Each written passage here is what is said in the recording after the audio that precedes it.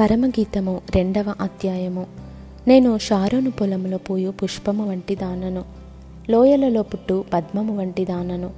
బలు రక్కసి చెట్లలో వల్లి పద్మము కనబడునట్లు స్త్రీలలో నా ప్రియురాలు కనబడుచున్నది.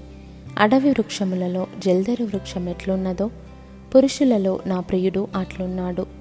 ఆనందభరితనై నేనతని నీడను కూర్చుంటిని.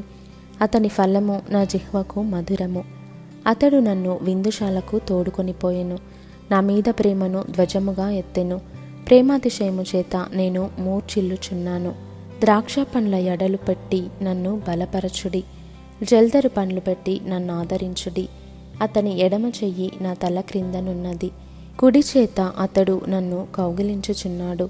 యెరూషలేము కుమార్తెలారా, పొలములోని ఇర్రులను బట్టియు లేళ్లను బట్టియు మీ చేత ప్రమాణము చేయించుకొని ప్రేమకు ఇష్టమగు వరకు మీరు లేపకయు కలతపరచకయు నుండుడని మిమ్మును బతిమాలుకొనుచున్నాను. ఆలకించుడి, నా ప్రియుని స్వరము వినబడుచున్నది. ఇదిగో అతడు వచ్చుచున్నాడు. గంతులు వేయుచు కొండల మీదను ఎగసి దాటుచు మెట్టల మీదను అతడు వచ్చుచున్నాడు. నా ప్రియుడు ఇర్రివలెనున్నాడు, లేడిపిల్లవలెనున్నాడు. అదిగో మన గోడకు వెలిగానతడు నిలుచుచున్నాడు. కిటికీ గుండా చూచుచున్నాడు, కిటికీ కంతగుండా తొంగి చూచుచున్నాడు. ఇప్పుడు నా ప్రియుడు నాతో మాటలాడుచున్నాడు. నా ప్రియురాల సుందరవతి, లెమ్ము రమ్ము. చలికాలము గడిచిపోయెను, వర్షకాలము తీరిపోయెను, వర్షమిక రాదు. దేశమంతటా పువ్వులు పూసియున్నవి. పిట్టలు కోలాహలము చేయు కాలము వచ్చెను. పావుర స్వరము మన దేశములో వినబడుచున్నది. అంజూరపు కాయలు పక్వమగుచున్నవి. ద్రాక్ష చెట్లు పూతపట్టి సువాసన నిచ్చుచున్నవి.